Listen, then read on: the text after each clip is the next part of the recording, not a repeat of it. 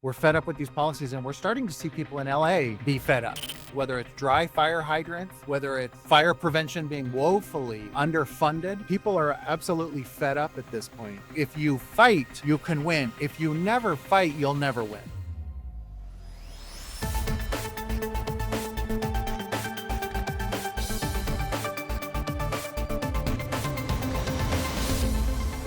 Hey everyone, welcome to the Steve Hilton Show. I'm back in California. I've been all over the place. You may have seen me at the inauguration and in New York, and I'm home now and focused on what is going on here.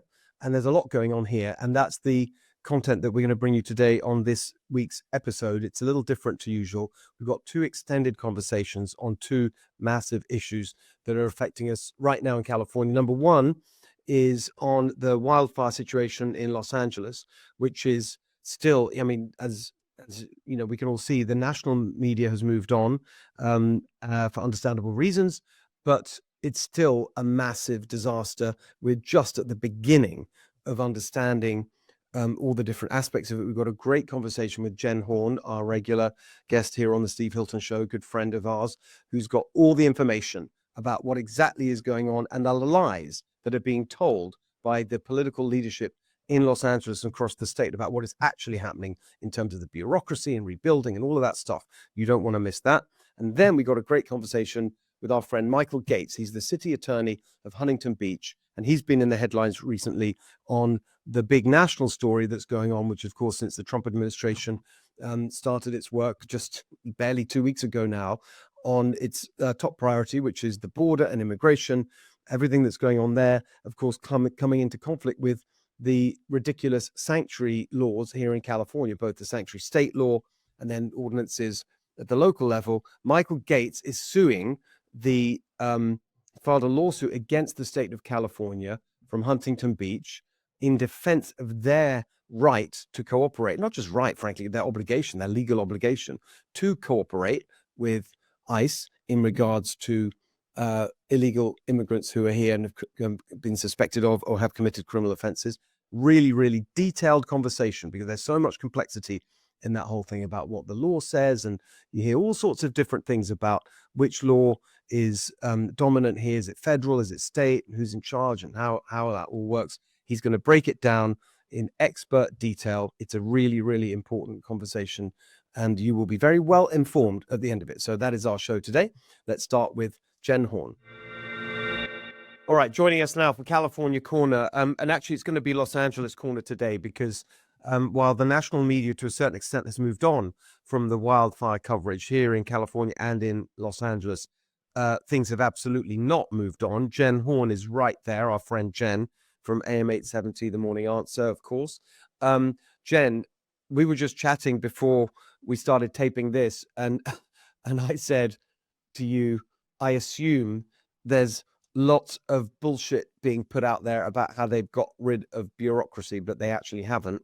And you said, oh boy, yes, there is. So I think what we'd like to start with, we're going to get into some of the broader political aspects of this in a second, but just give us an update of what's actually happening and the contrast with what they're saying.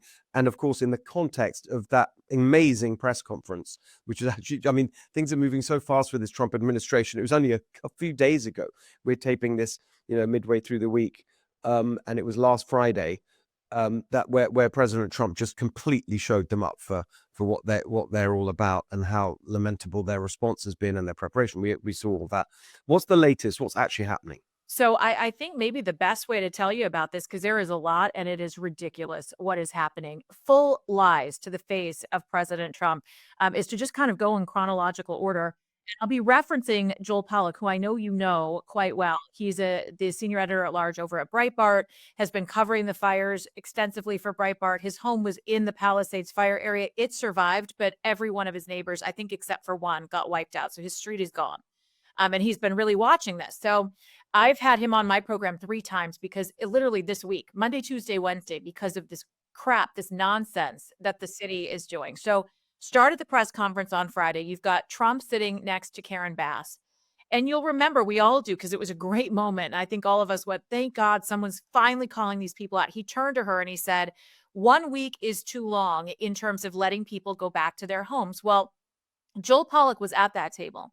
And he said what prompted that exchange was when Karen Bass said that it would take another week to get residents back into their home. One of the residents started crying, like visibly weeping. And the president saw this. He saw the tears. And that's when you can see it kind of sink in with him and go, well, I think a week sounds too long. A week is too long. They need to get back in. This started the pressure on Karen Bass to let people back in. That Saturday, Steve, they started telling people they could go back into their homes. The next day, they say, okay, you can start going back into your homes. Well, those people got turned around because it was raining. You may have noticed it was raining in Los Angeles Saturday and Sunday. So the people that showed up to go back into their homes on Saturday were turned around. And there's video footage of people getting turned around that have been aired on the Daily Mail, viral on social media, turned around. Well, President Trump said we could go back. No, it's not safe for you to come up here. Turned around. Monday, it's finally announced that they're able to go back into their homes. And this is specific to the Palisades fire zone. People show up to go back into their homes, and they are told that they need a red ticket or an orange ticket to get up to their homes. And you hear these drivers saying, what do you mean? My house is literally there. I could walk to it. No, sir, you have to go to the orange zone and you have to have a ticket, and then we'll let you in. Steve, I've heard from people that they were put into lines 5 hours long Oh my goodness. to get a piece of paper that said that they could actually go back into their homes. Now, I feel sorry for these firefighters and these National Guardsmen who are out there having to deliver this because they're just following orders. Yes. But people are ticked off. They're pissed. They're trying to get up to their house. It's literally where you can see it. You could just drive right there, and they have to go and get a piece of paper. How does that make them any safer? And what does the paper do or say? What's the, I mean, tells you that you've been authorized to go up to your house. I'm guessing, and this is what I don't know, but I'm guessing that it's probably where they go and show their ID. They probably have to be given a ticket. And then because of the But now you need an ID. I mean, right, exactly. And then because of the demand, they're put in a line that's stretched for over a mile. And then they're given police escorts up into the area. This is absolutely insane. That is their property. These people have been out of their homes now for 3 weeks plus. Many of them want to search through the rubble to see if they can find something, a wedding ring, a picture. it's really disgusting, actually. It's disgusting. So then on Monday, after all of this goes out and it starts to go viral and the heat starts coming again because people are ticked off that they're having to wait, Karen Bass hires herself a coordinator for this, Steve Soboroff, who many people know in Los Angeles. So he's going to be a coordinator with her. They come out and give a press conference. He's a builder, right? A builder.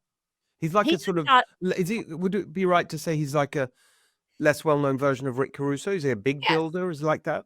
Yes, exactly right. He is a builder. He has a lot of retail properties out there throughout Los Angeles. So he's the person, he's also a donor to Karen Bass. So he's the person she selects.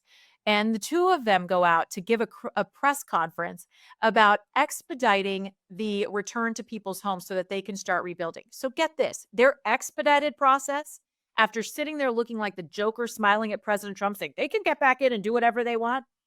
She says it's a two-phase approach. The first phase requires that the EPA signed off on the entire neighborhood's safety to continue the rebuilding process. So before you can even remove debris, you have to get the EPA to come in and sign off. Now, what's laughable about this environmental nonsense is that the reason we have the hazardous material is because they pushed us into electric vehicles with lithium batteries that are set on fire. And you've got all of these things, we're tripping all over ourselves, not maintaining the forest, not maintaining infrastructure, all to serve at the altar of these environmentalists. So what happens? A new report out today says that California is emitting 6 times the carbon of any other state in the country because of our wildfire problem. So all of this for nothing. So now they've got the EPA coming in to sign off before even one piece of debris can be removed. And then phase 2. You can either have a contractor come in and remove the debris, or you can have the government, the Army Corps of Engineers, you can sign up and the government will do it for you for free. Steve, there's also a lot of problems with that. There are people in various economic positions, and I know people aren't going to want to hear this because everybody loves to serve equity. But if you have someone who can afford to clean up their property and they want to do it quickly, they should be allowed to do that. If you have someone who wants to do it themselves to save some money, they Yes. should be able to do that. You shouldn't have to That's serve what President Trump was saying. He said Yes. and I remember he pointed to the guy and said, "You ought to go back tonight. You'll hire a dumpster and do it yourself, right?" And the guy said, "Yes, I will. I want to do it." The guy he was having that exchange with was a builder who's lost his home, an actual builder, a contractor who literally could do it himself. And this is the thing. Um, in Palisades, you're dealing with people that probably have a little bit more in the bank, but these same rules apply to the Eaton fire zone. So I know that the Palisades fire is getting all the attention right now, but there are a lot of different classes, a lot of different communities in the Altadena, Pasadena area that are going to suffer because of this. Everybody is going to be waiting around. Everybody's going to be waiting for the government workers to come in there and try to clean everything up. I really do fear for the Pasadena Altadena community because I think they're going to be in even more trouble than Palisades ultimately at the end of all this.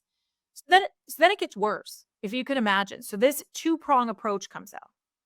The next day, I think we're on like Tuesday of this week now, you get a press conference, all hands on deck about the recovery. You have a couple of different announcements made that are equally insulting. The first is that Karen Bass has hired another person we don't even know who this is yet, someone unnamed, who is a contractor who is going to consult on this project. Now, when I was talking to Joel Pollack about this, I mean, obviously you're going to need someone in charge, but Joel said that this was outrageous because the neighborhood wasn't even consulted. These fire areas are having separate neighborhood meetings to try to figure out how best to rebuild for what's right for them. They're bringing in people that haven't even been run by the community. And what's dangerous about this is that when you look at the record of Los Angeles and these contracts, think about Jose Huizar, who's a former member of the LA City Council sitting in a jail cell right now. I'm not saying there will be corruption, but by having someone that just gets this broad appointment without any community So what input, is this different to the another person, a contractor who will consult on and sign off on everything. because the That first contract, going back to, sorry, because I just want to make sure we've understood this. The first point we said the two-phase thing, and I want to get back to the EPA, by the way, because that's a huge thing that I don't want to lose that. But on the clearance point, the debris clearance, you said that there were two options, right? Army Corps of Engineers, free, but who knows when that'll happen. Or you can hire your own contractor contractor. or do it yourself. But now you're saying there's a third option, which is There's no third option. This is in addition to. So there's going to be Right. basically a community planner that's Right. going to be appointed by Karen Bass to help oversee everybody's plans for rebuilding. And this person, again, you just don't trust the process. It seems like just more bureaucracy, right, that they're adding into the mix here. Perfectly insulting. So you have that going on. And then at this press conference with the Board of Supervisors, Catherine Barger and Lindsay Horvath, Lindsay Horvath gets up at the podium and starts going into how everybody that goes back to their home has to be in PPE. We have to have protection. You have to be wearing suits. You have to be wearing masks. You have to be wearing goggles. The county is providing all of this. And I just mentioned to you before we started, Steve, that I actually have a friend who is working within Barbara Ferrer's office at for public health. He has been working nonstop overtime, as all of his department, because they are putting out flyers on how to properly use masks, on how to properly wear all of this equipment. They're handing it out for free. It's back. Literally, It's back. always The mad, and they can't help themselves. They can't. It's like they need us back in uniform again, right? They need us back in the COVID uniform. And I am just about personal freedom. If you want to wear a mask because you're worried Yes, about of what might course. be there, God, go wear a mask. But don't require everybody who's already had to jump through a million hoops to put on a hazmat suit just to go back and look through their stuff. I mean, it's heartbreaking. It's like these people are being victimized all So at over the again. end of all of this, is anyone actually back on their property? You've queued up for 5 hours. You've got your red slip or your orange slip or whatever, and you're there. So some people are doing that now, or Some people are doing that now. And some people in the Eaton fire area, where I think the scrutiny is less, actually, there was a really lovely story, are able to kind of sort through the rubble. But I think they're watching Palisades so heavily. I don't know if people are able to dig around and find what they can find, because again, they're being so regulated by the government officials that are in charge of this. The great story that came out of the Eaton fire area is that there was a man and woman, they were not married, they were living together. And he, I guess, was going to propose and he didn't get the engagement ring out of the house. And so they go back in Pasadena to search through things and he actually found the ring. And so right there, not probably the most romantic spot, but right there in the middle of the rubble, he dropped to one knee and asked this woman to marry him. And get this, she couldn't even see the ring because she had to wear the dang protective goggles. So she had fogged up her goggles because she was crying over the proposal and the fact that they found the ring. This is That LA. is an amazing story. I'm tearful. That is an amazing story. It's lovely, but the rest of it is not. Can I ask? I've got a few more questions. I saw online, somebody was posted a scroll of some form, like some 15-page form that Yes. you had to fill out for something. What do That's you for the tell? Army What's that? Corps of Engineers. That's for Right. the government to come clean up your property. And you had to draw a sketch Mhm. and of everything, and whatever. It's just unbelievably beautiful. That's all true, is it? That's all true. That's absolutely true. In fact, there was a link in the news story, so I clicked it just to see what it was like, and it's unbelievable amounts of paperwork. And yes, you have to sketch everything, you have to provide all of this information. Not that you probably wouldn't want to do that, but again, it's just more hoops for people to jump. Yes, it's ridiculous to your own home that you just what Yeah. you're saying. And what about can we go back to the EPA point, right, which is the phase one that Karen Bass said? What's that all about? And who's asking them? Because President Trump said we've got rid of the federal stuff. Yeah. This is what I'd really like to see, and hopefully this will happen. Again, there's been so much going on. I would love to see Lee Zeldin, who's just been confirmed this week, come out to California and make it clear that the EPA is not going to stand in anybody's way, because we need to hear that from him. I think Karen Bass needs to hear it because she's calling on them to come in and sign off on everything. And of course, they've already signed Why? because they're all about the environment. They closed the beaches on Tuesday of this week. They closed the beaches in LA because they said the runoff from the recent rain passing through the fire zone created a hazardous condition. So nobody could go to the beach this Meanwhile, week. by the way, I mean, our friend Soledad Asu has been documenting this. She's at Venice.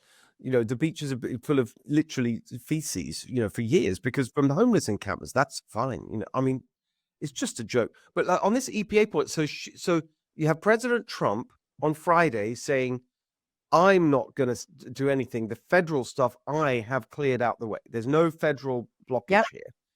And then she then says she's calling in the feds as in the Right. form of the EPA. She's Yeah. proactively. So it's not the EPA saying that they have to. She's asking them. She's asking them to That's come in. unbelievable. I know. And I want to know, this is not the end of it, especially I think when President Trump hears the utter defiance of Karen Bass, and not even the defiance, but the lies that she told Yes. him and all of Los Angeles. And she's suffering for it. Her approval rating was really high for a couple of years. And there was a new poll out this week that has her down to, I think it's 37%, which is still incredibly higher than Incredible. Why is it even 7%? I mean, I don't understand. exactly. But you have a lot of people in this area who connected with President Trump, who saw his willingness to help, that human side that both he and Melania showed when he was here. And then the lack of humanity that's being shown by LA. And you're going to love this because, I know your future about whether or not maybe you might decide to run for governor or not. This is something for you to consider. You ready for this little gem? So Gavin Newsom, because he knows that there are now efforts out there to recall him, which I've clearly said I don't support. I think we need to find a great candidate to put our time and money and energy into rather than a recall, because Gavin Newsom is like a cockroach. He's survived 8 recalls already. I don't think the Democrats are going to let him go easily, especially if they want to use him to run for president. So I would obviously vote for a recall if it came to that, but I just think we could do better with our time and money. That being said, he knows that there's a smear now on his record with these fires. And there's a lot of people who are looking at him as one of the ones responsible. So what did he do, Steve? He's much smarter than Karen Bass. He is much smarter. He decided, and this is so Gavin, he only cares about appearances. Like, he is the guy who looks great on the outside, but he's got the devil eyes on the inside. He's like definitely one of these surface people. So instead of fixing something, or instead of, coming out and saying, here's what I'm going to do about the water, or here's what I'm going to do about forest management, he goes out and brings in the LA Rises campaign. Great PR, Because think about someone in the state of California who everybody loves. Nobody can find fault with this guy, at least not many. He brings in Magic Johnson, the man with the most charming smile on the planet, to come out and sit with him in the LA Rises campaign so that he can look like he's doing something on the outside when these guys are not going to be doing anything to make anybody get into their homes any quicker, Steve. It is so transparent how this guy operates. I just hope everybody else can see it, especially if he does still have presidential ambitions. So LA Rises, what's that? That's like I saw a little bit about this. It's like philanthropy and Yes. rebuild. What is it? It's Magic Johnson. It is and I'm forgetting his name, the head of the Dodgers. It's a bunch of it's like 3 different individuals who have come together and they're going to do like a fundraising effort. They're going to put a face basically on LA's recovery in this. And look, like I said, it's brilliant because no one hates Magic Johnson. People like looking at, Right. And it's not actually going to rebuild anyone's house that was burnt No, down. It's got nothing to it's do with that. it's just going to put a PR campaign behind it. I mean, this is why we're in trouble. They shine it up and it's still garbage. So, I hope that they do what they want to do and raise some money and help some people who need it. But really, people at this point, I think, yes, they need money and they're doing that privately with GoFundMe and they're doing that. People need access. People need to be told that they can just take care of their business. And that would be the biggest help that Gavin Newsom could give anybody And the under these insurance money. circumstances. Yes, they need the insurance money. They need him to free up the insurance market, remove those premium caps. They need him to manage the forest. They need him to do something about infrastructure, knock off making them do all of the Yeah. crazy environmental stuff. And they need to get out there and clean up the forest. That's what we need from him. Of course. And also the other thing we've just got to say in this context is when people say, I've heard it so many times, especially that ridiculous congressman who's there, Brad Sherman, who I've very much enjoyed sparring with on my show a few times. And he's one of the ones running around saying, what are they talking about? Forest management. There's no forests in LA. It's nothing to do with it. It's the same point, right? It's clearing the fuel load. Okay. And in the Sierras, it's forest.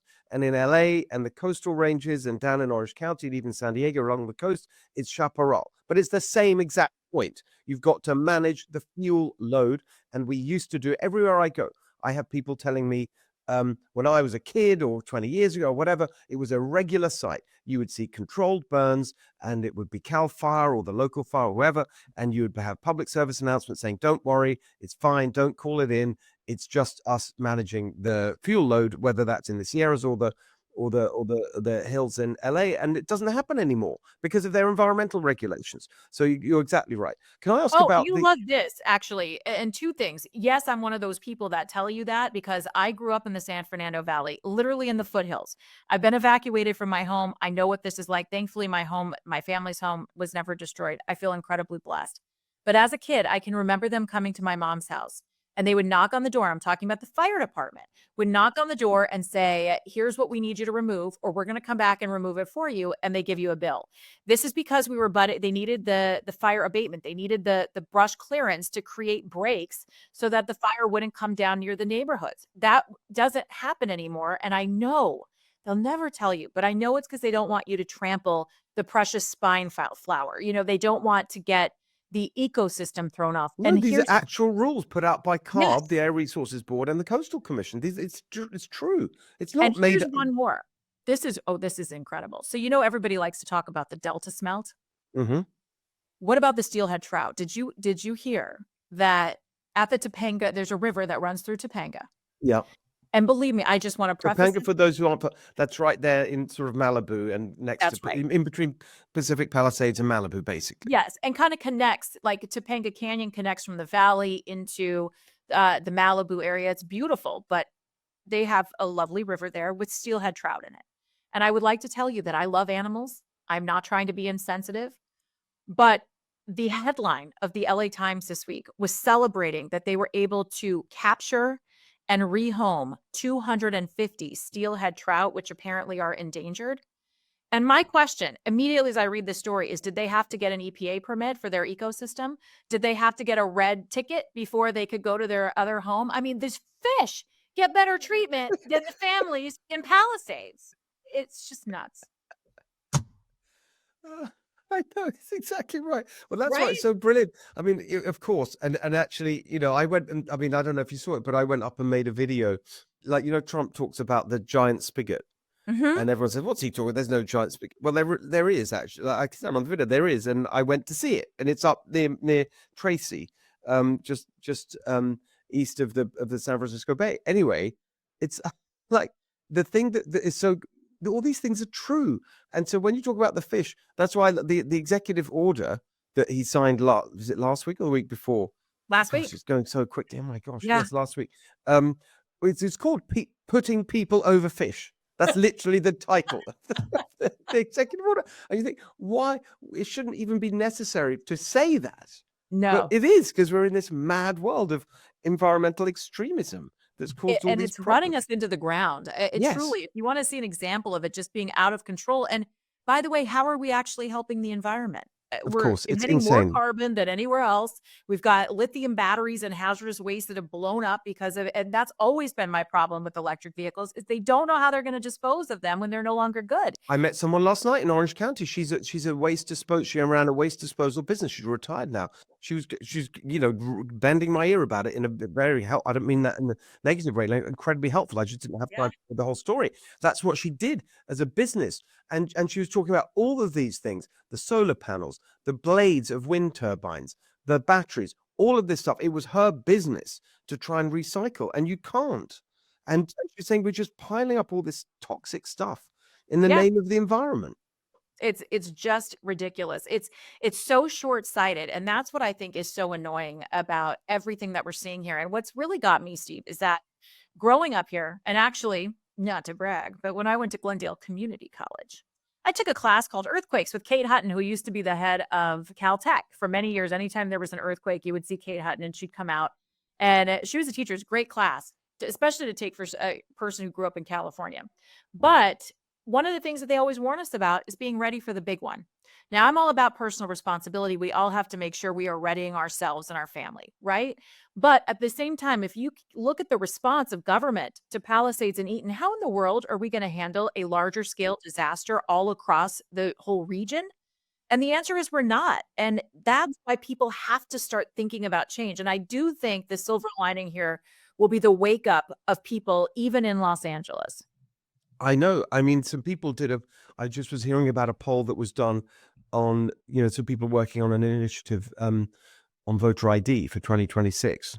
Strongly support that, Me of too. course. And there's some polling they were doing on that, and they're getting incredibly high numbers for just a generic Republican vote. Like people say, like in the way higher than we've seen before in LA. The numbers for that voter ID initiative matched the numbers of support for 36, which passed. So that's incredibly good news. Yes.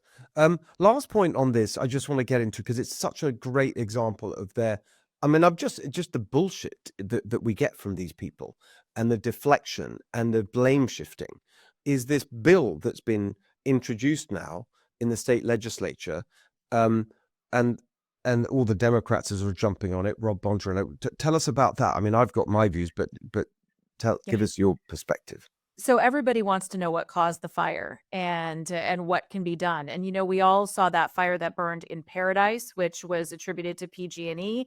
And many of the residents in that area got together, class action lawsuit, trying to take on PG&E. They did have accountability there, but then PG&E goes bankrupt. And so now the question is, who can we hold accountable? So many people are looking at Edison because it's believed that perhaps Edison may have had an arcing and sparked the Eaton fire. And But what arcing is where the electricity jumps from the cables and sort of correct. through And the it was air, right? Yeah. very windy, and it was actually captured on security footage from like an Arco station or something that was in the area. So they were able to see the sparks coming off of those power lines that were run by Edison. So there's already some precedents, and there could be some culpability to Edison. I don't necessarily know if that's the right path. I'm really mixed. I think there needs to be accountability from these power companies to harden their infrastructure, but there also needs to be a break from the state because many of the power companies have said they don't harden their infrastructure because they have to meet environmental goals, and that's where all their money goes, essentially. Yes. I mean, this has been, well, again, this is what's so infuriating about this. We've been saying this for years, that they're Yeah. diverting money from that kind of basic maintenance into the climate stuff, climate Correct. extremism, I always call it, installing electric vehicle chargers, etc. And then the other thing that they and solar and all the and just making the whole system more connected to what they want, which is to solar and wind for everything, right? They don't want nuclear, they don't want anything that's reliable, they just want solar and wind. But the other part of it is the environmental regulations, CEQA, the California Environmental Quality Act, and other things, and we're digging into it right now, that stop them from doing the things that Yeah. would fireproof the infrastructure, literally stop the utilities from undergrounding cables. We've heard reports of that, and stop them from clearing the vegetation because they have to get permits and environmental reviews to make their own infrastructure fireproof. So it's anyway. I'm interrupting your flow, but I think we're getting to No, the same point. but I mean, that's all part of this story, is just how ridiculous that is. And SEEK was a huge piece of that. The Coastal Commission, I know we've talked about that. But in any case, the Democrats take it a step further. Instead of even talking about the power companies, the culpability, who's in charge, blah, blah, blah, they, of course, look to climate change once again. So now Rob Bonta and Democrats are supporting a new piece of legislation that would allow people to sue oil and gas companies for climate change. It's like I'm almost beside myself because they just do not see what is happening here. And I'm sure that there will be some people in California who will say, "Yeah, I want to sue over climate change." And I'm sure there's going to be a liberal judge out there who's going to say, "Sure, gas and oil, that all contributes to climate change." They don't consider that all of their restrictions have just made things worse for the environment and for the people. I want to sue them. I'd love to sue these guys for putting in place these ridiculous regulations. I think that's exactly right. I mean, first of all, just the ludicrous nature of that argument. So even if you give them climate, even if you give them everything that they're saying, we had fires before they're saying there was climate change recently, Yeah. before all that. And then wait, how can you possibly say that it's caused by that? Secondly, even if you, again, give them the argument, how is it possible that we're in a global climate? So the Right. fact that there's wildfires in California, you can't attribute that to oil companies in California. It's just ridiculous on its face. It's ludicrous. Especially when those oil companies are under huge standards by the environmental people that run the state. I mean, it's harder here to operate those businesses. And it makes no impact on global temperatures, whatever they do. Like, what are we going to do now? Sue China because of their coal-fired power stations? Good luck with that. If you actually, again, giving them their argument, like give them Right. everything they're saying on carbon dioxide, temperature rise, everything. The main driver of that in recent memory is coal-fired power stations in China and India. So what are you even talking about? The whole thing is absolutely mad. And I want to get back to where you just left it, which is we've got to get, and of course we need political change to change the stupid policies. We talk about that often, but can we get accountability? I mean, can people sue? There's no question in my mind that the direct cause of, and I'm very careful to put it this way, right? I don't say they caused the fires because we don't know yet. And it could be the spark was the transmission, or it could be a homeless encampment, which most of the LA fires that you get are, or something else, a firework. Who knows, right? There'll be investigation. But the fire, the disaster, right? So I always put it this way: the cause of the LA wildfire disaster, the fact that it was so big and destructive, that is 100% their climate regulations coming out of the Air Resources Board and the Coastal Commission that stopped the fuel load from being managed. 100%. That's the reason it was so destructive. So why can't we sue them? Why can't we sue the Coastal Commission or victims? That's where they should be going. Is that possible? Is anyone looking at that? I haven't heard anybody looking at that yet, but I want to look at that because you're absolutely right. These are the people, it's like we've outlined. These are the people who are not looking long term. They're just trying to scratch an immediate itch and they're not seeing what their policies are doing. And I would also add into that you had a lot of different circumstances that went into these fires, but we also have to look at the local allocation of resources. We need better stewards for our tax dollars. And that's not Karen Bass. It's not the LA Fire Department. And sadly, it's not the LAPD. One of the things that's slowly now trickling out, it came out fast with the fire department, is that the budget cuts have been very real for the fire department. And we've heard from the Chief Crowley, who again talk about DEI, whatever, but she did blow the whistle about a month before the fires that they weren't going to be able to do emergency testing anymore. And then just 2 weeks before the fires, she wrote another letter saying that they weren't able to do hydrant testing. That's unacceptable. That should be top goal of our tax dollars, is to make sure we're safe. And then the story that came out this week, and it just trickled out, I did not hear local media pick up on it, is that the reason that there was such a disaster, if you remember, with the evacuations in Palisades, yes, this was a fast moving fire. Yes, you had people trying to get out quickly. But the reason someone like 3 Men and a Baby Police Academy Steve Gutenberg had to get out there and evacuate people instead of the police is because they didn't have enough staff on duty, because President Biden was in town and all of the people were on his detail that were not freed up in that area to come back and evacuate people. So they were short staffed at the Yeah. LAPD as well to help the evacuation effort.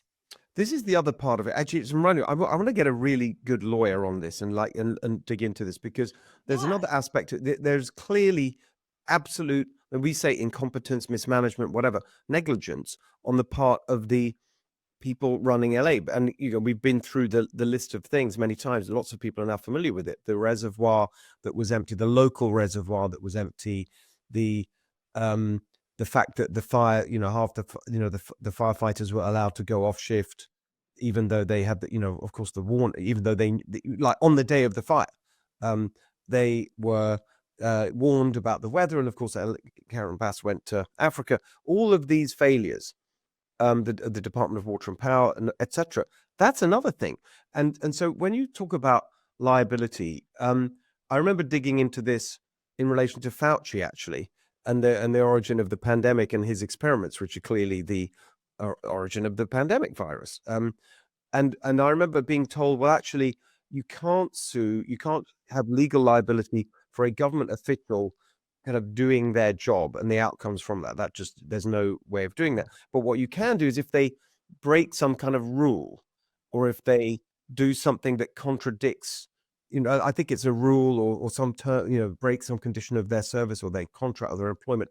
And so I was very focused on that in relation to Fauci and the pandemic, because he broke the rule that were in place by the two sets of rules, actually. The Obama administration ban on gain of function in 2014, and then when the Trump administration came in, they issued they repealed that and put in a new set of rules in 2017. And to renew the gain of function back coronavirus project, Fauci broke the second set. So I've always said that's where you should focus. You can't kind of sue him for the whole thing, but you can get him on that. And so I'm wondering whether there's something like that here, where you can find something that was a specific, rule that was broken or something. I don't know. That's how we need to focus on that, because they do need to be held. It's so egregious what happened. There has to be accountability. And yes, we can do that as voters. We can try to change things in the election, but I'm with you. I think we need to look into what went wrong here and contact some attorneys. I mean, we have great attorney friends. We call Eric Early and have him look into this right now, see if there's any basis for this. I feel like this is going to be this is the turning point. This is the catalyst for us to move forward and make changes, but these people can't just float. I mean, shows you their poor decision making when the lady who makes $750,000 at the DWP was hired by from PG&E. Just these folks operate in a swamp, and this is why people question their decision making when they say they're bringing in a contractor to oversee the rebuilding process, because you go, it's got to be just one of their cronies.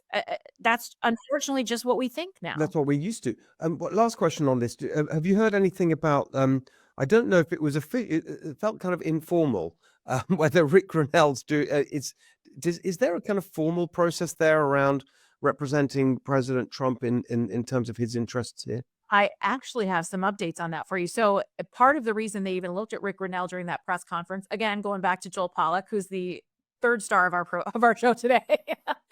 Joel was at the table. He's the one that gave the idea to President Trump, saying we need to have a special master. So not necessarily conditioning aid to California, but putting a special master in charge of the aid like they did after 9/11, so that there's some accountability over how California spends federal money. I think it's totally fair, totally reasonable.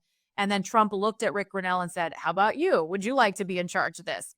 So from what I understand from Joel, I asked him if the president had talked to him about this any further. He said no. But he said what will happen is when Congress votes on the aid, which should be happening soon, that's when they're going to have to bring up the special master. So it's not enough for Trump just to appoint him. It would actually be that Congress, given the power of the purse, puts the special master in charge, which I believe Rick Grenell is ready to do and will do. So I think we'll know coming down the road in the next couple of weeks when they start bringing more aid into California if that'll happen. Right. And of course, you've got very strong, I mean, and some of them were there, Kevin Kiley, people like that have been very strong on the fact that we do need, I mean, the word he uses is safeguards, because there's such a terrible track record of California Democrat politicians totally wasting money that's given to them by the federal government, and it all ending up in scams and waste and abuse. And, I mean, we're just seeing $24 billion homeless money gone Yeah. nowhere. I say just look at the homeless crisis and look at Yeah. the bullet train, and you'll see how they just Exactly. squander money at every turn. And when they say, oh, it's not fair, well, this is taxpayers' money. This is, it's federal taxpayers' money. So this is like hardworking people in, Mississippi and Alabama and Oklahoma. Like, why should their tax money go to subsidize the incompetence and ineptitude of California Democrats? Agreed. Absolutely. And I love that you're willing to look into this further to see if we can get some accountability because Yeah. It's giving me, there's lots of this, actually. I think we'll do a whole kind of, we can't let it go. I It's agree very, with very you. important. Too many people lost too many things. And it's more than politics. I mean, right now it's about what's right and wrong. And what I've seen in the last several weeks in this country, I feel like people's divisiveness has settled a bit. I mean, maybe I'm being a Pollyanna here, but I feel like the division, yes, you still have your haters and you still have people on both sides of the aisle. But I think right now there's a return to what is sane. And I think there's a return to right and wrong. And it's beyond politics at this point. It's about serving the people. And I think more and more people are waking up to know that we are the government. It's not theirs, it is ours. And there's power in that. We just have to make sure that more people are going to stay connected and it doesn't take more tragedy to bring more people into that movement. Exactly. Well said. Jen, thank you so much. Great to see you today. Appreciate the updates, and we'll see you very soon. Great to see you. All right, joining us now, our friend and man of the moment, city attorney for Huntington Beach, Michael Gates. You've just been on a tear. I mean, we've talked, I mean, for a while now, because you've been leading the fight in Huntington Beach against the Democrats at the state level, Newsom, Rob Bonta, the state attorney general. You've done it over voter ID. We've talked about that in the past. You did it on housing. You're winning these battles. It's fantastic. You've got everyone energized across California and beyond that this is, if you fight, you win.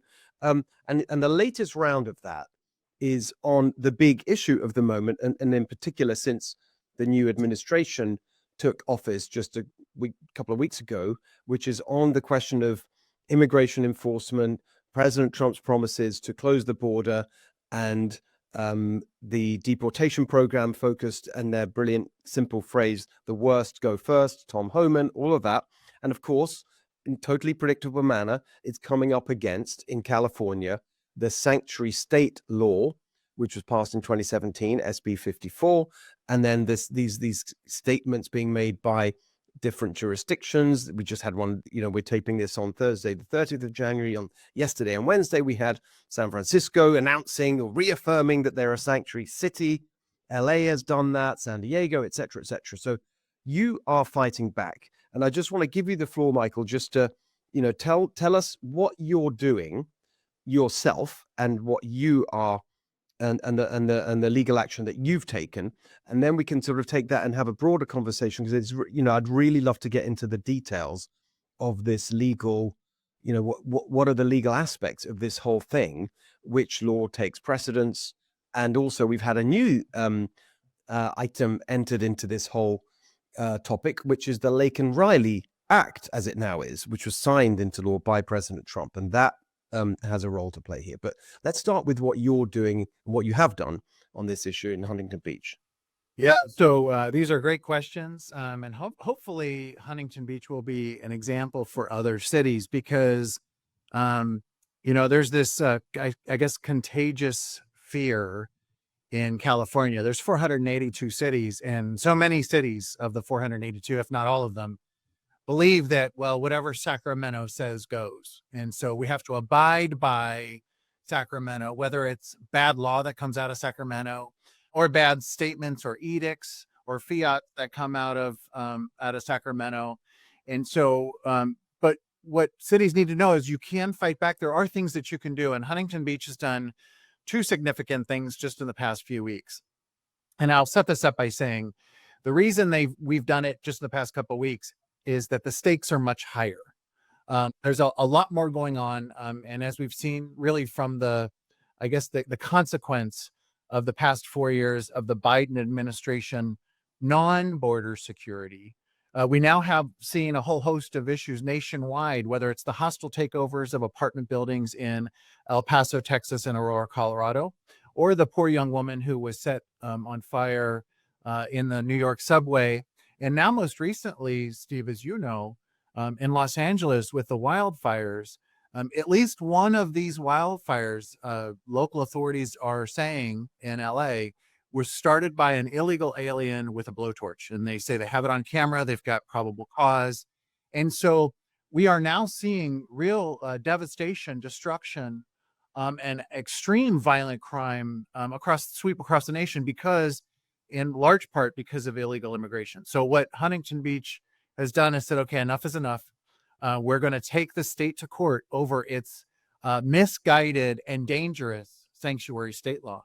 And we're going to challenge that as unconstitutional. And it is, because basically what it does is it obstructs justice, local justice, meaning it stands in the way of our local law enforcement officials from coordinating and communicating with federal agencies to fully prosecute crime, to fully investigate crime, and to fully deal with suspects of crime, including these violent crimes. So that's one issue. So we're suing in court. We're going to strike down the sanctuary state law here in California. And that, just to be clear, that is, was I right? It's SB 54 passed in 2017. That's right. And don't make no mistake. The state is going to try to say, well, we're protecting our communities. Absolutely false. They're putting our communities at risk. And what they're doing is they're acting as a legal barrier for good law enforcement, for good public safety. So they're literally standing in the way of our local officials from communicating and coordinating with federal officials on prosecuting crime, including specifically those that our local officials have detained, who they know have committed violent crime, and who they also know are illegal immigrants. And yet they can't communicate or cooperate with federal agencies. So can we get into that? Because I just want to, I found it very confusing when you read some of the stuff around this. It's not that it all seems to have kind of caveats. For example, I was just reading the San Francisco Sanctuary City Ordinance, which was actually passed in 1989. And there it talks about not cooperating with federal immigration enforcement unless it's legally required to do so. So and all of these things have there's a sort of vagueness to some of the language in these things. What actually let's just talk about the sanctuary state law. What does that law actually prohibit? Well, it prohibits communication, coordination, and even establishing memorandums of understanding or any type of contract or deal between local officials and federal officials on law enforcement, specifically as it relates to illegal immigrants. And there's a lot of mincing of words and dancing around the issue coming out of San Francisco, but also Sacramento at the state level. And what they're trying to say is, well, if somebody's convicted, then we'll talk to the convicted of a crime. Then maybe we'll let the feds know. Look, it's not about conviction. If you're here illegally and you're even suspected of committing violent crime and you're in custody of local law enforcement agents, they should be allowed to communicate with federal agencies or any other agencies. So let's just stop there. So is that a specific example? So let's just say you have a crime that's been committed and there's a suspect and they're taken into custody. And what are the steps here? Does SB 54 stop them from even asking for their immigration status? Let's just start with that. Yes. And I'm going to give you an example. We see that in Los Angeles. It's already been announced that with the suspect that they have in custody, that they strongly believe started the wildfires, or at least one of them in LA, that they are not communicating with federal agencies with regard to that suspect. We already know that. They've already said that. So it's having a real impact on But are they even allowed to? But addressing- how do they know that person is an illegal immigrant? Well, they asked, they know the status. I don't know what the conversations were like. I wasn't there. They've already announced that they know it's an illegal immigrant. So they can do that part if they want. They can check the status, because the San Francisco ordinance says you can't even do that. Yeah, I think they can check the status, but they can't communicate it to any other agency. Right. Okay. So what's the point? Almost what's the point of asking? But Right. No, exactly. So they can do that part. So they know they have an illegal immigrant. They're a suspect in a crime, and at that point, what any normal person would want to happen is to say, this guy's mixed up in crime, they're a suspect, and they're here illegally, and so let's call ICE. Right? That's what you would want to happen, and they are prohibited from doing that. And I want to be abundantly clear. This isn't about local authorities tattling on somebody's immigration status. Once local authorities know that they have an illegal immigrant in their custody, they are bound by federal law under Title 8 USC Section 1324. You can look it up yourself. Title 8 USC 1324. It's a federal crime to not report them to the Right. feds. It's a federal crime to keep them in custody, which is harboring and concealing. And for, as we're seeing in LA, for the local officials to say, well, essentially, we're going to shield our illegal immigrant suspect. We're going to shield them from federal government. That's harboring and concealing.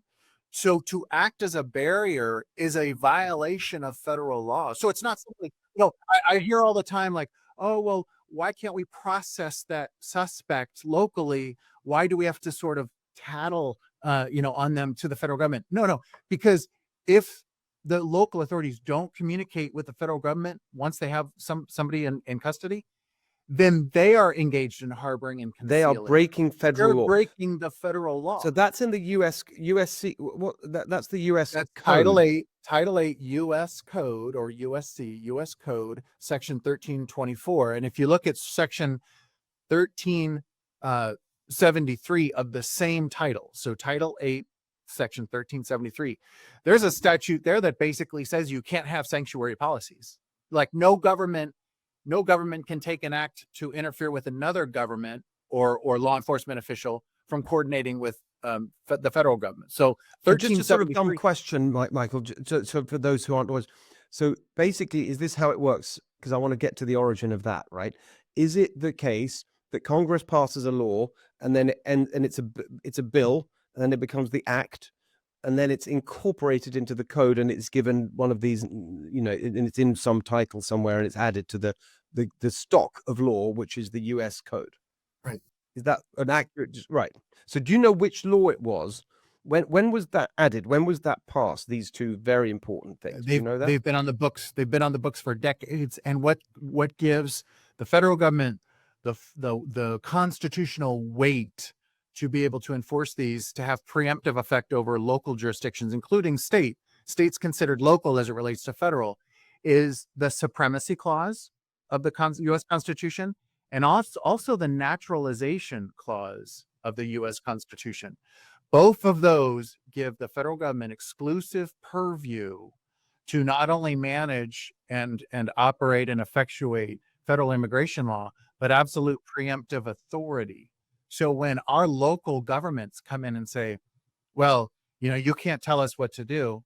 So hyper-technically, if a local agency is not willing to cooperate on just general immigration enforcement, the federal government can't commandeer unwilling participants, right? So the 10th Amendment prevents that. But if you have local authorities like Huntington Beach now is, with our declaration of being a non-sanctuary city, we're willing to cooperate. We want to cooperate. And so while the 10th Amendment prevents federal authorities from commandeering local authorities against their will, what happens when you have local authorities who aren't acting against their will? They want to cooperate with the federal government, which is what Huntington Beach is right now. The state can't invoke SB 54 or the sanctuary state law and interfere with that relationship. So there's a whole host of issues that we're presenting to the court in our lawsuit, but our declaration in Huntington Beach, which was just passed by the city council a few days ago, of being a non-sanctuary city, is a signal to Huntington Beach, to his residents, and to the rest of the state. Look, we're not going to get into the state's conflict with the federal government on immigration authority. We're going to sidestep all of that conflict. We're going to cooperate with the federal government. And it's in part, Steve, in part, because we don't want our local officials to ever be accused of violating federal law. We don't want our local police department who might have somebody detained or in custody being accused of violating federal law. And I told you at the beginning of this, my first answer, that the stakes are higher. The stakes are not only higher because there's right now, because of the danger that illegal immigration is presenting to communities and as a threat to their safety, but also Tom Homan, our border czar, and the federal government has signaled, and through the DOJ memo, I understand, that that they're actually going to be prosecuting state and local officials who violate federal law. So what we're doing here in Huntington Beach, Steve, is literally protecting them. Great. So this is so clear. I want to keep pressing on it because it's you know what you're talking about, unlike a lot of the people who are spouting off. On the just so we've got the nailed down the principle that the federal law is the only one that matters here, regardless of what states do underneath it. You've got two areas in the U.S. Code. You've got Title 8, Section 1324, which is about the requirement to cooperate, to tell the and then on top of that, you mentioned it in passing, but it sounds like it's important. 1373, which bans sanctuary policies. That's right. Did I hear that correctly? Yeah. It's essentially, I would call it a non-interference provision, that one government can't interfere with another government cooperating with the federal government. Right. So you've got two things in Title 8, right? And on top of that, you have the supremacy clause, and on top of that, the naturalization law, so you've got four things that are very in our law and constitution that very clearly says, sorry, on immigration, on this issue, the federal government has the only responsibility in the sense of legally. And if you look at our lawsuit, which it's kind of long and wonky, so I'm not suggesting you have to, but if you were to peruse our lawsuit, you'll see some additional authorities too. And you might find this interesting because you mentioned the San Francisco sanctuary ordinance that dates back to the 80s. Well, there are California Attorney General published opinions, one specifically from 1992. Now, Attorney General published opinion is it's binding guidance on law. So it's official guidance on law. There's an opinion that basically says that local sanctuary policies are illegal. So our own California Attorney General has come out in a 1992 opinion, and we cite that in our lawsuit, that says that sanctuary policies are illegal because of everything I just told you, Steve. It cites the supremacy clause. It cites Section 1324. It cites Section 1373. It cites preemption. It cites the naturalization clause. So Rob Bonta right now is out there falsely championing that he's protecting our communities when his predecessors in the very same office have issued formal opinions, which again is binding guidance on law. And it says that sanctuary policies are unconstitutional. So this is important. So this rounds out, you mentioned the authorities, this rounds out, there are a bunch of authorities in our lawsuit, and that's one of them. And just again, to be really clear about it, if they come back and say, well, that, wait a minute, that was 92, and was it a Republican attorney general then? It was, but nothing's changed. No, right. That's my point. So, okay, fine. But no one since then has done anything to overturn No new laws have passed except for SB 54. So that still holds. Exactly. Really good point. I didn't know that at all. Now, I want to get back to the specifics of 1324. So this is, again, to be really clear, this is the requirement that federal immigration enforcement is informed when a suspect is in custody, not when they've convicted, just someone who's in custody. That's correct, is it? That's correct. Okay. Well, I mean, this is so clear. It's so cut and dried. It couldn't be clear. And 1324 is a long statute. So it talks about need to inform and to communicate status, things like that. It also talks about, though, not harboring and concealing. So it's a very robust, well-rounded statute that says you need to inform, you need to communicate, but also don't harbor, don't conceal. So 1324 absolutely couldn't be clear. And I think, Yeah. in many respects, that's why, Tom Homan and other federal authorities have been citing it so often, because Yes. it's such a strong statute. And I think, in the end, and he's been, just as he's been saying very clearly, if you don't cooperate, you're breaking federal law and we will prosecute you. He said that. He says it almost every interview, and he's completely right. And you've laid out why he's right. Then can I ask about I mean, now I would just want to move to what you could call more of an operational policy aspect to this rather than legal.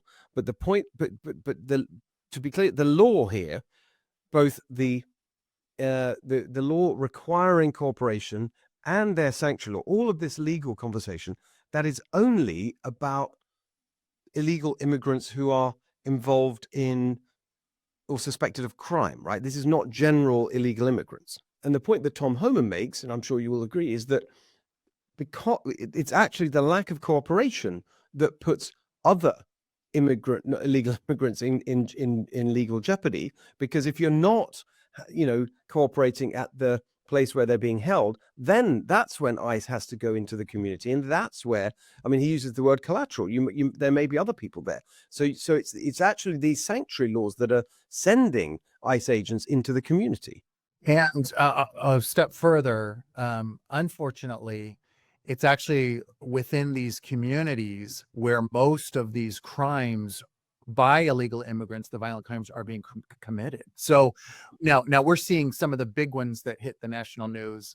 And that's not necessarily the ones we're talking about. We're talking about the ones that don't make national news, right? We've got violent crimes being committed in these immigrant communities that aren't making the news, that are committed by illegal aliens. And so really, it's those communities that are hurt the most. So when we, as city officials here in Huntington Beach, talk about enforcing all of the laws, including the federal laws, we're talking about actually keeping all of our communities safe, including the communities that are, however you want to characterize them, minority or underserved, those most vulnerable. They're going to benefit from Huntington Beach's policies. So you're absolutely right. But also, we can't forget that it's these more vulnerable communities that see the most destruction, the most devastation by these violent crimes committed by illegal aliens. So what's going to happen now? Because you've done two things. It sounds like you've issued a declaration that you are a non-sanctuary city, and you filed the lawsuit. What's the venue for the lawsuit? And it's presumably, who are you suing? And it's you're saying it's unconstitutional under the U.S. Constitution. Is that what it's SB 54? Who are you suing over that? So we are suing the state of California, Rob Bonta, the Attorney General, Right, and also Gavin Newsom. So we have them singled out in the lawsuit in court. We are in federal court, Central District, and we are declaring it unconstitutional. But whenever you file these lawsuits, you include all kind of theories or causes of action that pertain to the suit. So in our case, it's a violation of, and I think there are 8 causes of action total. So a violation of the U.S. Constitution under the Supremacy Clause and Naturalization Clause, but also the federal statutes on immigration. But then we've also added a couple of California causes of action, namely that it's a crime to aid and abet in the commission of a crime. And so basically, the sanctuary state law is forcing our local officials to aid and abet in the furtherance in the commission of a crime. And then finally, a violation of the California Constitution where local authorities take an oath to uphold and defend not only the U.S. Constitution, but the California Constitution.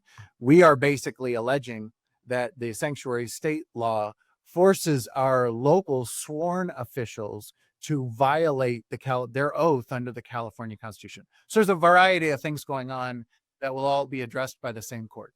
And so is this the first lawsuit, the first legal challenge to SB 54 since it was passed? There have been a couple others. So Jeff Sessions, when he was the Attorney General back in 2017, filed a federal suit against the state of California over its sanctuary state law. And it failed, but it failed in large part, and we analyzed that case before we prepared our lawsuit. It failed in large part because the way they presented the case to court, it really was the 10th Amendment that stood as a barrier to them being successful in that case, because they were sort of taking the approach that we should be able to commandeer I state and see. local officials against their essentially against their will, especially if we're giving them federal funds, right? If we're giving them money, they need to work with us. They need to cooperate. And the court said, nah, that's not quite enough. The 10th Amendment actually, it means what it says. So there was a barrier there. Huntington Beach, we did sue the state of California on SB 54 back in 2018 as well. Our city council at the time wanted to keep it very, very narrow, and we only wanted to sue on our charter city authority under the California Constitution, and not get into any of the federal questions. That was the city council's decision at the time. Notwithstanding, the trial court here in Orange County State Court, we actually prevailed. And for a year and a half, Huntington Beach actually was not a sanctuary city, and it was not subject to the sanctuary state law, because the court agreed with us, sided with us, and awarded us a win, declaring that SB 54 was a violation of a charter The city's charter local thing. So authority. that only affected you and other Well, charter cities. arguably, it applied to other charter cities too, based on the way the decision was worded. But what happened was the state took us to appealed the decision and took us to the Court of Appeal. Unfortunately, the Court of Appeal applied a standard which legal practitioners call the VISTA or the CalFed 4-part test. They applied an analysis to this case and then decided, after applying that analysis, that no, SB 54 was not a unconstitutional violation of a charter city authority. I disagree with the Court of Appeal. It's the first time, or not the first time, but courts of appeal have applied that 4-part test a few times in cases similar to this, but they erroneously applied it in this case. And I will just say, for any lawyers listening out there, the California Supreme Court, which supersedes and has preemptive authority over courts of appeal, the California Supreme Court has never applied that 4-part test to what we call a subdivision B case under Article 11, Section 5 of the California Constitution. And running your own police force as a charter city is a subdivision B authority. And yet the California Supreme Court has never applied a 4-part test to a subdivision B case, but the Court of Appeal did in this case. So we were pushing back, trying to argue you can't apply that 4-part test. Anyway, I don't want to bore you with No, but it's interesting because this is why I wanted to talk to you and at length, rather than just the 5 minutes you normally get, which is that. But the key point there is that legal challenge was limited to the concept of a charter city's powers in relation to this issue. Right. You're going headlong at the law itself, the whole law. And so the next question I have is, like, if you prevail, and I do want to hear, and I think it's so interesting because we keep hearing about lawsuits, but no one ever, explains the steps and the process and the journey. But let's just say you win, right? In simplistic terms, does that mean SB 54 has to be struck down, that no one can be a nobody can be a sanctuary city, You're right, including San Francisco, regardless of what they say? Yeah, we are going for the legal jugular on this one. And so when we prevail, and I actually know we'll prevail. And I think if you read our lawsuit and you look at the previous California Attorney General opinion, it's so clear that there's so much authority out there on our side. And when taken to task in court, the state's not going to be able to muster enough authority to prevail on this. So I know we're going to prevail. So it will be declared unconstitutional and it will wipe out the law. Every city will then be free to cooperate and coordinate with federal agencies. We will get back to common sense policing, back to common sense community safety and public safety. And really, what I tell people is we are fighting for the heart and soul, really, of America in our small corner here in Huntington Beach. And we're fighting every single day to restore law and order. It is the sanctuary policies from the state and other policies from the state that's really disrupting law and order. I mean, they're really striking at the pillars of our orderly society. Our orderly society depends on sound policy. It depends on sound law. The sanctuary state law here, the SB 54 law, is not sound. It's very disruptive and it puts communities in danger. So this is why the fight's necessary. It's really kind of an all-out war. We've mounted the fullest threat to SB 54 to date. I know we're going to prevail. And I know, frankly, Governor Newsom and Rob Bonta, they're running scared on this. I absolutely know that to be true. So so in the event that you win and it's overturned, then individual cities or counties, I guess, sheriff, will be still able to say we're not cooperating as a matter of practice, procedure, but then they are vulnerable to they're breaking the law, as you've laid out, the federal law, and they can be sued, like prosecutors, I should say, prosecuted by the federal government, and they have no defense at all because there's no sanctuary law that they could cite in their defense. So a little bit of clarity. So when the law is struck down and cities choose to essentially or effectively have their own local sanctuary policy and not cooperate, yep, they can't be commandeered by the federal government to go door to door and effectuate a general immigration enforcement. But once they have somebody in custody who they know is illegal and is suspected to have committed a crime, if they then don't communicate with the federal government, they're in violation of Section 1324. They can be prosecuted. Yes, and they can be prosecuted now, except that now they can say, well, we're just following state law, and then but then that sort of defense will be gone. So now let's go to the steps. What actually happens, and is there any sense of how long this will take? Where you filed it? How does it even work with these lawsuits? Well, it could be some time. There have been some other cities and other parties. I'll say I don't want to give too much information because they haven't committed yet, but they're interested in taking a look at joining our lawsuit as well, which would require us amending the complaint, or they file their own, and then that might get consolidated before the judge. I anticipate the state will try to knock us out of court with a motion to dismiss. So there's going to be filings, and there's going to be tactical moves by both sides. The merits on the lawsuit could take some time. It could take a year. It just depends, or more.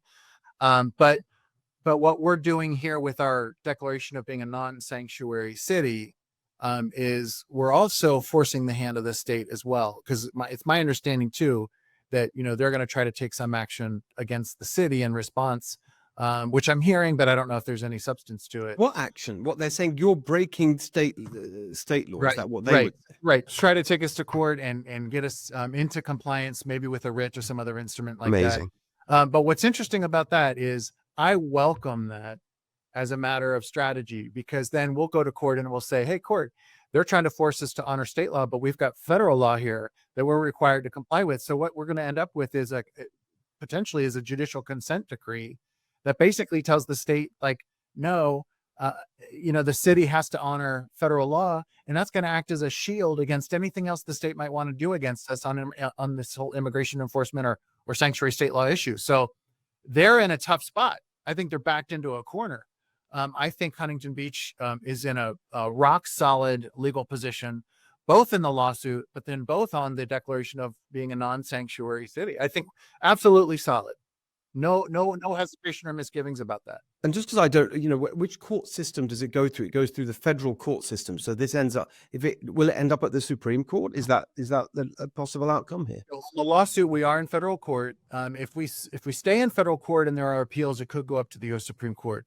I'm anticipating that the state will try to make a case to the federal court that because of the nature of the parties and the nature of the laws, even though there are federal questions, it actually belongs in state court. I anticipate, and I don't want to give too much away, but I anticipate that they're going to try to make an appeal to the federal court that this belongs in state court. And the reason I say that is they've done that in other cases as well. Obviously, we will make the case to the federal judge that, no, this is an important question of federal law with constitutional law, and it belongs here. It should stay here. We have our police chief and our police department as plaintiffs in that suit as well. And clearly they're subject to these laws and also subject to the federal immigration law. So I think it's perfectly venued in federal court, but I anticipate all of these sort of tactical maneuverings from the state But if we were to get sued by the state separately on our declaration, I anticipate that they would file in state court. So Right. we might have a few different things going on in a few different court It's amazing. systems. This is America. This is how it is. When we say the rule of law, this is it. Yep. What about do they think they'll have a better shot in state court? Is that why they will try and move it, because they've got more Democrat appointed judges? Is that the basic point? Well, let me put it this way, because, as an officer of the court, I have full faith in the judicial system, whether it's the state court or the federal court. I will tell you, as a matter of practice in dealing with the state on the other side of many of these lawsuits, they are eager to stay in state court. Why they are eager to stay in state court, many can speculate, but I'll just leave it at that. Okay, good. I think we get the picture. So this is, but it's incredibly important. And by the way, are other states, is there an equivalent of Huntington Beach in New York State or Illinois that's doing this, or are you pioneering this? We really are pioneering this. And the only thing I can say is maybe it's a group think. It's, fear of state government, whether it's New York or, just the power of state government. So I think there's a few reasons why cities and local elected officials try to sit on the sideline or take a passive approach. But Steve, what I can tell you, the reason Huntington Beach really hasn't ever taken a passive approach is there's so much at stake. We are the 23rd largest city in the state of California out of 482 cities. So we're in the top 4.5% in terms of size. So we're a very large city. We've got a very large community with 200,000 residents.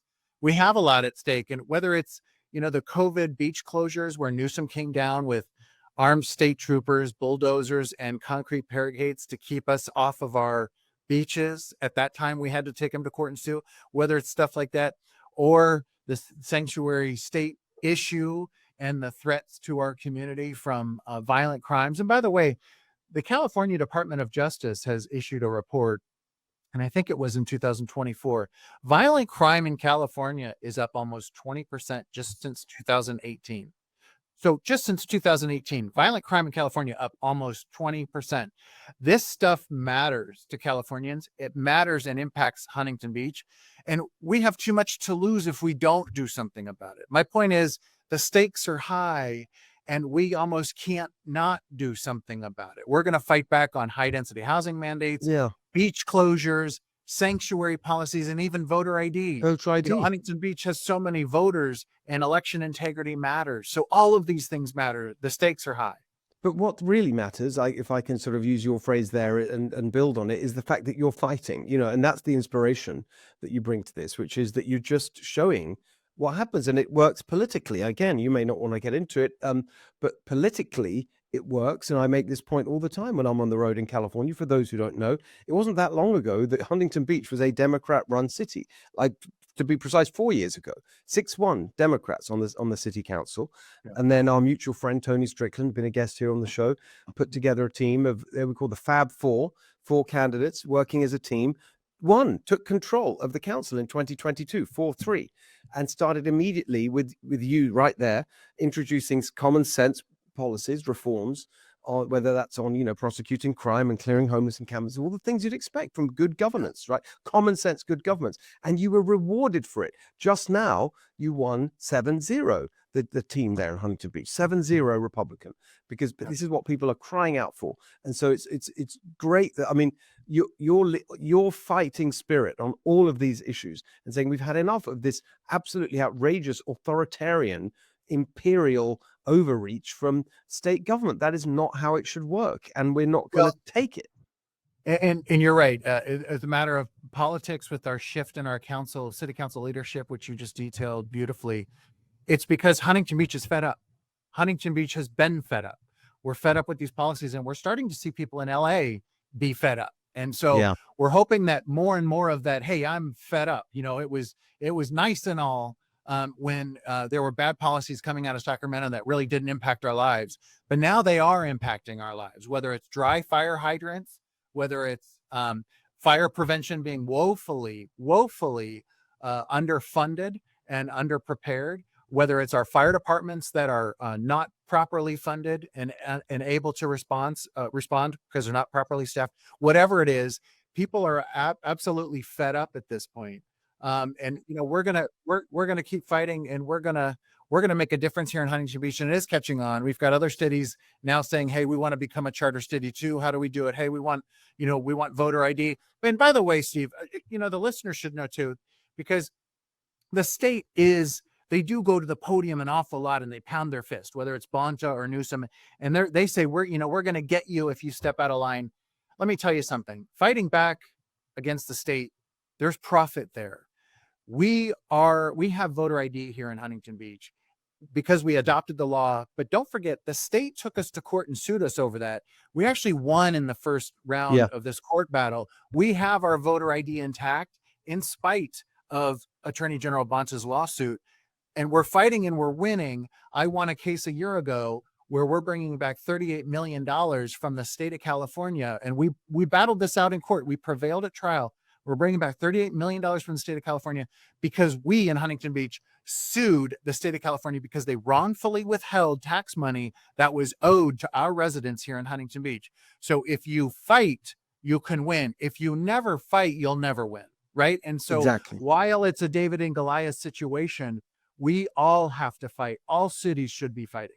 100%. I love it. And I should just note for our audience, you'll be seeing a lot more of Michael and a lot more of us together, because we've got plans to work together in various ways, including on policy relating to crime across the state through Golden Together. But that's for another day. For now, I just want to say thank you so much for being here. You've got a lot going on, but it's all good. It's all work that you've made for yourself because you're fighting. So you're busy in all the right ways. Fantastic. Thank you so much, Michael. Good to see you today. A pleasure. Thank you. There you go. I told you would be well informed after listening to today's episode. Lots of really good information there. Really appreciated both our guests today for sharing their expertise. Hope you enjoyed the show. Make sure you follow us on Apple, Spotify, YouTube, wherever you get your podcasts. And we'll see you back here next week for the next episode of The Steve Hilton Show.